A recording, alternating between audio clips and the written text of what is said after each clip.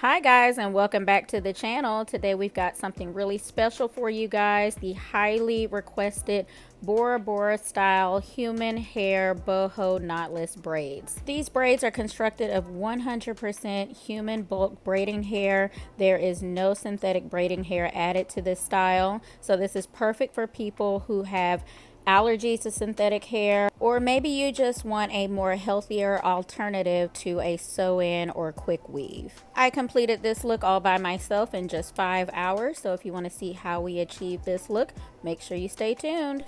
The hair we're using today was sent over by our friends over at Shake and Go. This is their Freetress 100% human bulk braiding hair. This is their full density wet and wavy in the 18 inches color 1B, and we are going to be using 2 packs of this hair today. Wet and wavy hair has been around for quite some time, but for those of you who are not familiar with this type of hair, it is unique because it allows you to effortlessly switch between a loose wave to a deep curl. To activate the curls, simply wet the hair and watch the loose waves transform into deep flowy curls.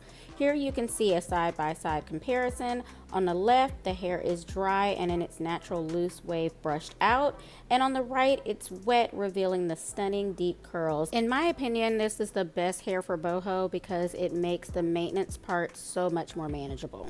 If this is the look you're going for, I strongly advise you to always pick up bulk braiding hair because the hair is full from root to tip. If you're using wefts or cutting off a weft, most of the time when you comb out the ends of the weft, it's going to be a whole lot of short hairs and you're not going to get the full density of it. Most bulk human hair comes on a very loose track like this, and you don't have to pick off small pieces. I just take a comb and just pull the thread out. And as you can see, as I'm pulling the thread out, I don't have small sparse hairs coming out with it. Look how thick these bundles are. Braiding with human hair can be quite intimidating because the hair is very soft and it's easy to lose your grip. So to prep the hair, I'm going in with my braiding gel and I'm just going to comb it through the ends of it so that I can easily manage grabbing the hair as I go.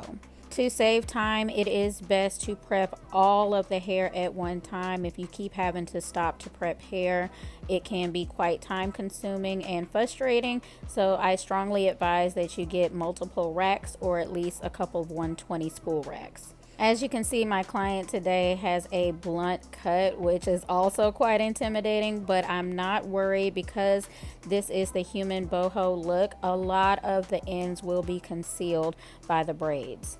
Now here's where you need to grab your notes and follow along. For each braid, prepare to use a minimum of 6 to almost 12 pieces. We're going to start by using smaller amounts in the back and then work up to larger amounts in the front. Also, because her hair is so short, I'm starting off with a couple of pieces to extend the length of her hair.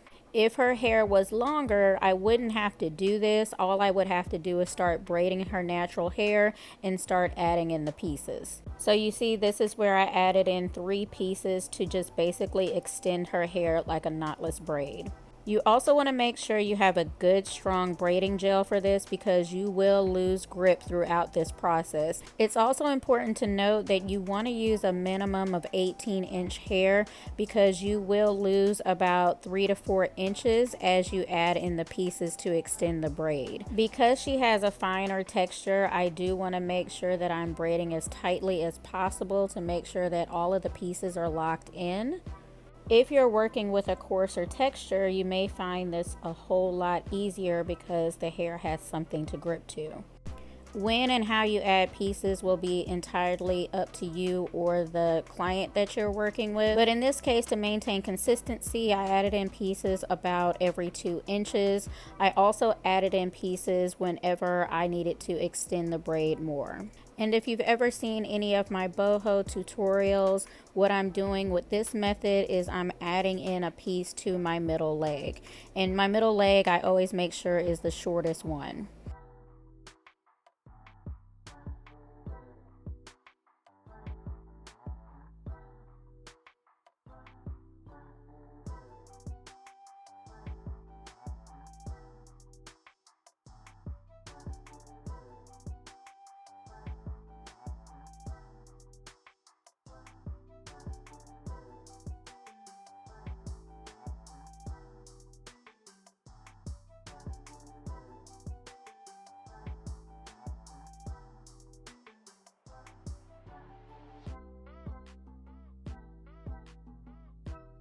When I get to the end closer to my stopping point, I want to extend the length of the braid and add the curly piece at the end. So instead of leaving that piece out, I'm going to fold it into 2 legs and continue braiding.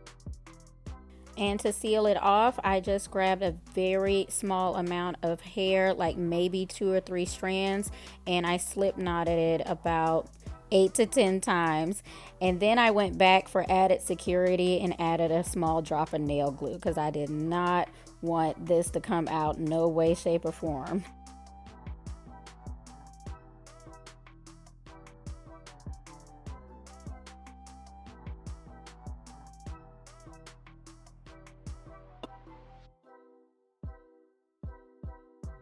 So as you can see in the back, I have about 6 to 7 loose pieces, but remember I used about 2 or 3 pieces to start the braid and about 2 or 3 pieces to end the braid. So that's about 11 to 13 pieces that you will need for each braid. And the count gets higher as you move up to the top of the head. So if you're keeping count of how many pieces you need as you prep, this is a good reference starting point.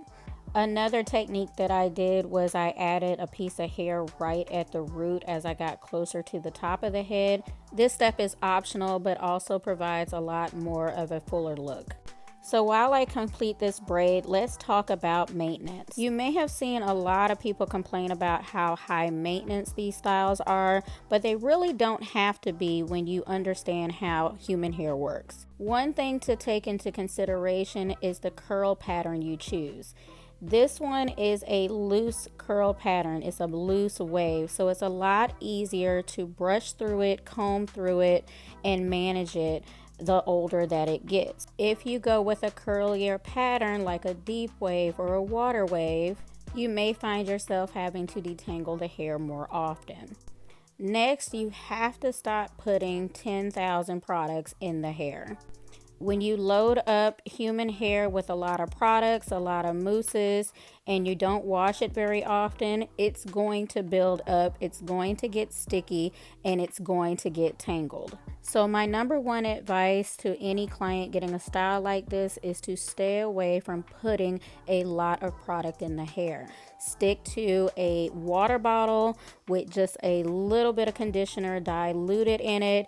Get you a paddle brush. Do not use a boar bristle brush.